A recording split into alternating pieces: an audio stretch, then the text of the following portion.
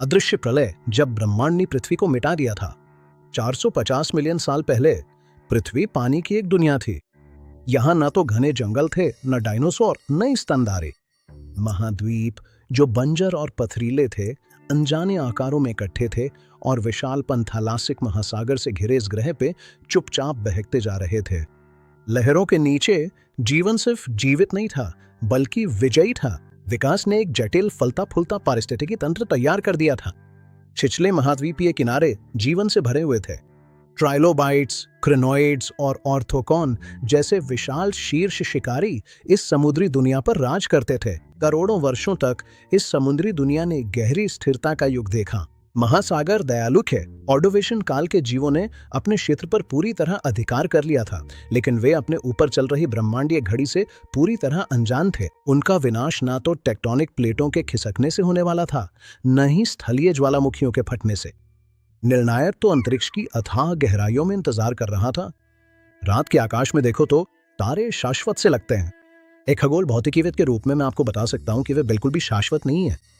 हमारे नाजुक नीले ग्रह से 6000 प्रकाश वर्ष दूर एक दानव मर रहा था। ये एक वुल्फ्रेड तारे की मृत्यु थी, एक हाइपरनोवा। जैसे ही इसका कोर्स सिकुड़कर एक नवजात ब्लैक होल में बदलता है, अराजकता हावी हो जाती है। शून्य में घूमता हुआ पदार्थ लगभग प्रकाश की गति तक तेज हो जाता है, विशाल चुंबकीय क्षेत्रों द्वारा नियंत्रित होकर बाहर की ओर फेंका जाता है। ये सापेक्षिक जेट्स हैं और यही ब्रह्मांड की सबसे हिंसक घटना बिग बैंग के बाद यानी गामा रे विस्फोट को पहुंचाने का जरिया है। खगोल भौतिकी में हम ऊर्जा को द्रव्यमान के माध्यम से समझते हैं, लेकिन यहाँ यह समीकरण प्रलयकारी स्तर तक बढ़ जाता है। सिर्फ 10 सेकंड में ये गामा रे विस्फोट उतनी ऊर्जा छोड़ता है जितनी हमारा सूरज अपनी पूरी 10 अरब साल की उम्र में भी नहीं छोड़ पाएगा। यह आकाशगंगा में पूरी तरह से खामोशी के साथ यात्रा करता है। ये पूरी तरह अदृश्य है और ये सीधे पृथ्वी की ओर लक्षित है। जब ये किरण टकराती है, ना कोई गड्ढा बनता है, ना कोई झटका महसूस होता है। गामा विकिरण बस पूरे ग्रह पे बह जाता है।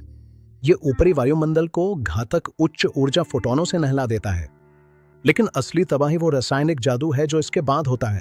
पृथ्वी का वायुमंडल नाइट्रोजन और ऑक्सीजन से बना है। जैसी गामा किरणें इसे चीरती हैं, वे इन अणुओं को तोड़ देती हैं। परमाणुओं के टुकड़े नए साथी खोजते हैं और मिलकर एक विषैला यौगिक नाइट्रोजन डाइऑक्साइड बनाते हैं। आसमान बीमार सा चोटिल नारंगी रंग में बदल जाता है।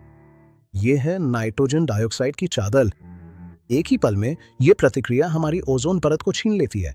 वो नाजुक ग्रह सुरक्षा कवच जो जटिल जीवन को संभव बनाता है, अब गायब हो चुका है। हमारे सूरज से आने वाला घातक पराबैंगनी विकिरण सतह पर भर जाता है। सूक्ष्म फाइटोप्लैंक्टन जो समुद्री खाद्य जाल की बुनियाद है, भस्म हो जाते हैं। लेकिन यह डरावना सपना अभी बस शुरू ही हुआ है। कैसे विकिरण की एक झुलसा देने वाली लहर बर्फीला युग ला सकती है। यही था लेट ऑर्डोविशियन का बड़ा विरोधाभास। इसका जवाब उसी बीमार नारंगी धुंध में छुपा है। नाइट्रोजन डाइऑक्साइड दृश्य सूर्य प्रकाश को रोकता है। ये चादर पूरी पृथ्वी के लिए एक दर्पण की तरह काम करती है। ग्रह एक क्रूर तापीय उल्टाव का अनुभव करता है। एक दुनिया जो पहले एक गर्म ग्रीन हाउस जैसी थी, तेजी से जमने लगती है। विशाल हिमखंड भूमध्य रेखा की ओर बढ़ने लगते हैं। समुद्र साफ तौर पे पीछे हट जाता है, जिससे महाद्वीपीय शेल्फ ठंडी हवा के संपर्क में आ जाते हैं। हमारे पास इस घटना का कोई वीडियो नहीं है, लेकिन पृथ्वी सबूत संभाल कर रखती है। भूवैज्ञानिकों ने पत्थरों में लिखे हुए सिहरन भरे सबूत को खोज निकाला है। हम इसे कार्बन आइसोटोप एक्सकर्शन कहते हैं, जो लेट ऑर्डोविशियन की परतों में दर्ज वैश्विक कार्बन चक्र में एक विनाशकारी बाधा है। जैसे ही ग्लेशियरों ने ग्रह के पानी को जकड़ लिया, समुद्र का स्तर तेजी से गिर गया। पैलियोजोइक जीवन की नर्सरी अचानक उजागर हो गई। वहां रहने वाले जीव सबसे पहले मारे गए। महान विनाश की शुरुआत हो चुकी थी। ये कोई एक दयालु प्रहार नहीं था। पहले अदृश्य विकिरण की आग, फिर घुटन भरी जमी हुई बर्फ। समुद्री धाराएं ठहर दे। पानी ने अपनी ऑक्सीजन खो दी। जीवन प्रवाल भित्ति अब गायब हो चुकी है। अब यह एक अंधेरा बर्फीला वीरान इलाका है। पृथ्वी पर मौजूद 85% प्रजातियां समाप्त हो गई। पूरे परिवार जीवाश्म अभिलेख से गायब हो गए, कभी वापस न लौटने के लिए। महान ऑर्थोकॉन खाली खोलों में बदल गए, जो गर्त में डूबते चले गए। ये इतिहास की दूसरी सबसे घातक सामूहिक विलुप्ति थी। पृथ्वी पर जीवन पूरी तरह से विनाश के एकदम करीब पहुंच गया था। आखिरकार लाखों वर्षों में वायुमंडल ने खुद को ठीक कर लिया। बर्फ पीछे हट गए, सूरज की किरणें फिर से चमकी। जो 15% जीवन बचा था, उसने अंधेरे से बाहर निकलकर फिर से निर्माण शुरू किया। लेकिन एक चौंकाने वाला सच अब भी बाकी है। ब्रह्मांड एक गतिशील, जबरदस्त ऊर्जा से भरी हुई मशीन है। गामा रे विस्फोट इस समय भी दूर दराज की आकाशगंगाओं में हो रहे हैं। ये घटनाएं पूरी तरह से अनियमित, अप्रत्याशित और बिल्कुल उदासीन हैं। हम एक ब्रह्मांडीय शूटिंग गैलरी में तैर रहे हैं। 450 मिलियन साल पहले एक मरता हुआ तारा ट्रिगर दबाता है और पहली बार ब्रह्मांड ने हमें नोटिस किया। यह आखिरी बार भी नहीं हो सकता।